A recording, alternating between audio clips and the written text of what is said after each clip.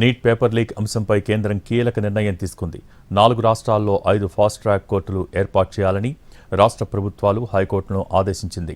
Fast track కోర్టులు ఏర్పాటు చేస్తామని ఇప్పటికే ప్రధాని మోడీ హామీ ఇచ్చారు.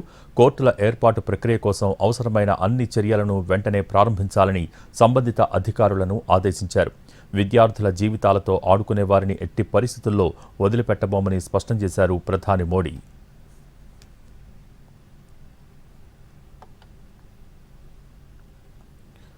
నీట్ పేపర్ లీక్ అంశంపై కేంద్రం కీలక నిర్ణయం తీసుకుంది. 4 రాష్ట్రాల్లో 5 ఫాస్ట్ ట్రాక్ కోర్టులు ఏర్పాటు చేయాలని రాష్ట్ర ప్రభుత్వాలు హైకోర్టులను ఆదేశించింది. ఫాస్ట్ ట్రాక్ కోర్టులు ఏర్పాటు చేస్తామని ఇప్పటికే ప్రధాని మోడీ హామీ ఇచ్చారు.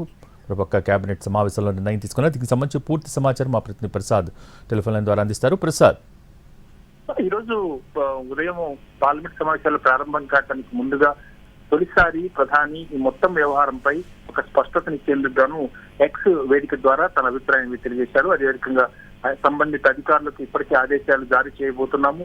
ఖచ్చితంగా చాలా వేగంగా విచారణ జరిపి నిందితులు దోషులుగా నిర్ధారించిన తర్వాత వాళ్ళకి శిక్ష కఠినంగా ఉంటుందన్న అంశాన్ని చెప్పడంతో పాటు యువత అదేవిధంగా విద్యార్థులు దేశ భవిష్యత్తు వారి యొక్క భవిష్యత్తును కాపాడే బాధ్యత ప్రభుత్వానికి. ఖచ్చితంగా అన్ని చర్యలు తీసుకుంటాము.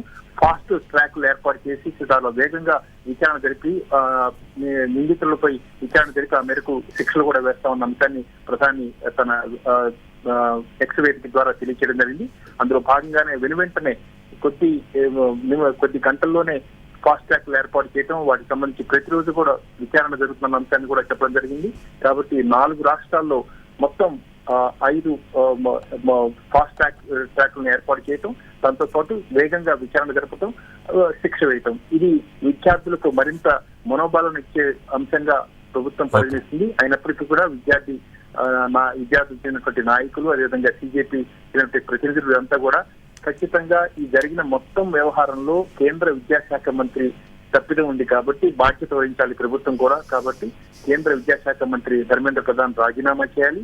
అదేవిధంగా విద్యార్థులపై ఎవరైతే దాడులు చేసే ఘర్షణ వైఖరి వహించి పోలీసులు లాఠీ చార్జ్ చేసి గాయపరిచారో ఆ పోలీస్ అధికారులపై ఖచ్చితంగా చర్యలు తీసుకోవాలి. అదేవిధంగా విద్యార్థులకు క్షమాపణ చెప్పి పార్లమెంట్ లో చర్చను ప్రారంభించి పూర్తి స్థాయిలో విద్యా వ్యవస్థను ప్రక్షాళన చేయాలన్నది విద్యార్థుల నాయకులు. Thank you Prasad.